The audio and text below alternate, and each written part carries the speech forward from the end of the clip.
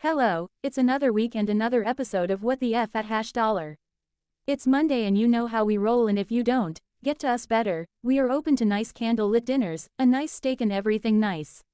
Mondays. Box Office Mondays, the same song and dance but a new contender with a real messed up love story with a low budget. Wrestling Report where recap Smackdown, AAA and the results of ROH SuperCard of Honor plus the Raw preview. News, for May 18, 2026. Dumbass of the day. AOC. 5, 4, 3, 2, 1. Lionsgate's Michael reclaimed the #1 spot at the domestic box office for the May 15 to 17 weekend, earning an estimated $26.1 million in its fourth frame. 20th Century's The Devil Wears Prada 2 placed second with $18 million, while Focus Features Obsession opened in third with $16.1 million. Top performers for the May 15 to 17 weekend. Rank Film Weekend Gross Total Domestic Gross 1. Michael $26.1 million, total $282.7 million. Michael dances back on top. The biography is still bringing in fans and nostalgia lovers too. The Devil Wears Prada $18 million, total $175.8 million. The fashion study in Horrible Humanity still sticking around 3. Obsession $16.1 million, total $16.1 million. The surprise of the weekend is the horror flick that was made by a YouTuber and at a budget of $750,000.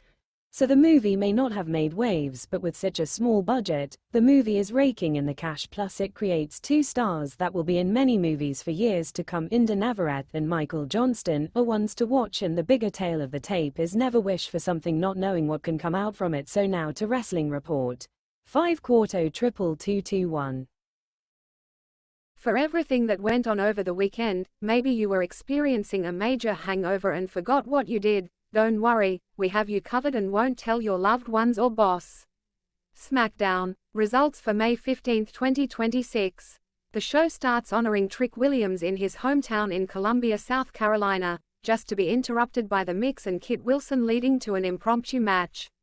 1. Trick Williams with Lil Yachty defeated The Miz with Kit Wilson 11-18. A fun match where Trick put on a show for his hometown. Lil Yachty paid dividends by holding Kit Wilson on bay. 2. Brie Bella and Paige defeated Julia and Kiana James 9-01. I'll start by saying, why did WWE re-sign Paige? She looked awful. Brie Bella isn't better. Julia and Kiana carried the match.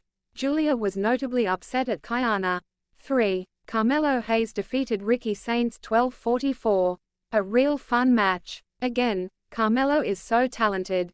This match highlighted the chemistry and intellect of the wrestlers, where Ricky Saints tried cheating, allowing Carmelo to use the same tactic and win. 4. Damian Priest defeated Tama Tonga 9-55. Was meant to be a tag match, but R-Truth was not cleared. I don't know if there was an issue, but Damian Priest looked sluggish and the match suffered from that. 5. Charlotte Flair and Alexa Bliss defeated B-Fab and Mycon with Jade Cargill by DQ 11-58. A fun match that was a great way to highlight some unsung talent in B-Fab and Mycon. Again, Charlotte Flair is just a next-level star. Jade Cargill interfered, leading to the DQ. A tease of Jade versus Charlotte. 6. Gunther defeated Royce Keys to become the #1 contender for the WWE Championship. Gunther overplayed and led to this match. And it was fucking awesome. To those who call Gunther boring, well, you are mentally challenged and you should have someone watch over you because you need help. The ring general guaranteed his ticket for Clash in Italy in a great match, bravo. Then Cody Rhodes attacks. This build-up has been nicely done, too bad the road to WrestleMania couldn't be this smooth. ROH SuperCard of Honor. 1. Pure Rules. Nigel McGuinness defeats Josh Woods. Solid match that displayed both stars' body manipulation ability. 2. Tag match. Rascals defeat the Athletes. This was just a filler and it's a shame the Rascals are just doing ROH. 3. ROH TV Women's. Red Velvet retains in a fun match. 4. ROH TV Men's. AR Fox retains over Leo Rush. Action Andretti interfered, allowing Fox to retain. 5. ROH Pure Women's. Deonna Purrazzo retain over Diamante. Fun match and Puritso is underutilized here. 6. ROH Pure Men's. Lee Moriarty retains over Ace Austin. Match of the night where both put on a clinic. 7. ROH Six-Man Championship. Dalton Castle and the Outrunners won the gold over Shane Taylor Enterprises. 8. AEW National Championship. Mark Davis retains over Zellhuer. Power vs Speed and the Tank won. 9. ROH World Championship. Bandido retain over Blake Christian. Solid match and the build-up of Blake was smart. Bandido was then attacked by Owen Hart opponent Swerve Strickland. 10. ROH World Championship, Women's. Athena the Forever Champion shined bright against 5 other stars. The women are one of the reasons to watch ROH and this proved that once again. AAA results May 16, 2026. 1. 4-way tag team match. La Parka and Mr. Iguana defeated Money Machine, Tokyo Bad Boys, and NGD. A very fun and fast-paced match. The crowd enjoyed this fun match. 2. 2-on-1 match. Galliano defeated Drago and Chris Carter. Fun match. Galliano took advantage of his strength over the 2 smaller stars. On the outside, Omos watched. 3. Tag match. Creed brothers defeated Aerostar and El Fiscal. Julius Creed is way too talented to be wasted away. After the match, chaos erupted with El Americanos attacking with Og Americano entering the picture just to have El Grande Americano to even the odds. Raw preview. Roman Reigns and Jacob Fatu face to face. What possibly could go wrong? Oba Femi Open Challenge. Whose next women's tag title match Paige and Brie defend against Judgment Day. Seth addresses the vision and how he needs to blind it. El Grande Americano and Los Americanos versus Og. El Grande Americano and Los Americanos Hermanos. Now to the news. So wrestling fans have more to sink their teeth in. 5 4 3 2 1. Now to all the wrestling news that matters. Over the weekend, Io Sky and Naruko tied the knot. Again, wrestlers seemingly love to pair up. The long-time couple have decided to get married. Rhea Ripley definitely has something to say about this. It was announced at UFC 250 at the White House several WWE stars will be there and the most notable will be the American Nightmare Cody Rhodes. There is discussion WWE may bring back Baron Corbin, Bishop Dyer, for a Danhausen storyline. As witnessed OK Smackdown, Danhausen is working on creating another and at Backlash things didn't measure up to what Danhausen wanted. Well, now to the news. 5, 4, 3, 2, 1. For all the news that matters and we are not compromised. Iranian president acknowledges harm suffered from US attacks and is urged to face reality. Iranian President Masoud Pezeshkian knows what his nation is facing and reality is kicking in. U.S. Attorney Pirro sends message to parents as teen takeover grip DC. A lot of entitled asshole teens have taken to creating chaos because they are not being held accountable, so now U.S. Attorney has laid the law and it's about time. As for good news of the day, well, if you got up from bed that's a good sign that you are going to have a good day.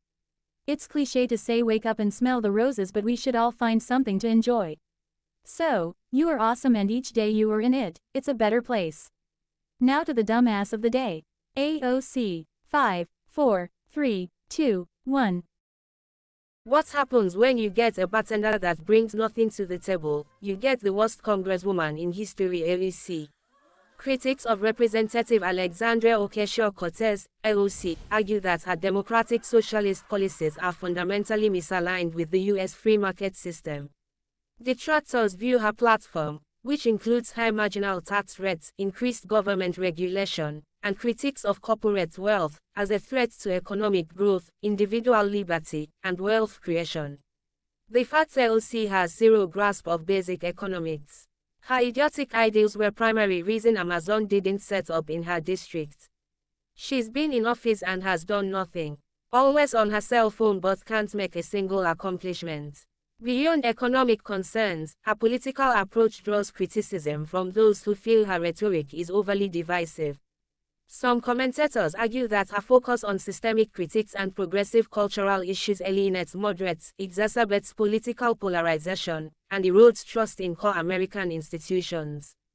The fact she hates America is a problem in itself. Her criticism of this great nation makes one wonder why is she here. A lot of leftists are just American-hating idiots, which makes you wonder why they want to represent this great nation by being pathetic haters. Elsie's biggest highlight is her stupidity. Once she went on several minutes not knowing what a sink incinerator was. Really? Questioning how plants exist in dirt. Another problem is her blatant catering to different groups by speaking with a certain accent just to garner that approach. Maybe the biggest problem how she came to power. New York placed several pictures to have the district vote based only on the picture, so in the worst-case scenario, the district got the worst possible congresswoman.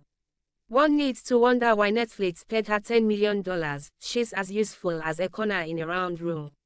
The fact many representatives hate this nation is a big head-scratcher, but what's more problematic is the fact this number is growing, which questions if AOC is so stupid but the voters must be dumber than her, if that's even possible. Communism has never helped anyone, but it's getting pushed by. AOC is dangerous because she represents everything wrong with this great nation. AOC is dangerous because she is drunk with her power. AOC is dangerous because she is so stupid that she doesn't realize how stupid she is. That is dangerous because she garners support because many stupid people see themselves in her, becoming the person of the people. A person who doesn't have a clue but is part of the process that involves humanity. The American experiment is being tested and we are at a very important fork in the road. We cannot continue to prosper if those on the top are openly seeking to destroy the nation. This year we celebrate 250th anniversary of the last beacon of hope. People like AOC are seeking to destroy the fabric of freedom. With her fake tears at an empty cage to her playing a caricature of her representation, AOC is very dangerous and is the treasonous domestic terrorist. The scariest evil is an idiot who doesn't know how damaging her stupidity really is. In any nation, she would not be qualified to clean shit off the sidewalk, but in this great nation she's part of the representatives that controls many lives. AOC is not only stupid but dangerous. Her continued representation is a problem, and the bartender who brings nothing to the table is setting herself up as becoming a bigger player. At this point, liberals are all domestic treasonous terrorists and they are molding the nation into something very dangerous. Political commentary is often overlooked, and in our 250th anniversary, there needs to be a solution to guarantee future celebration of freedom.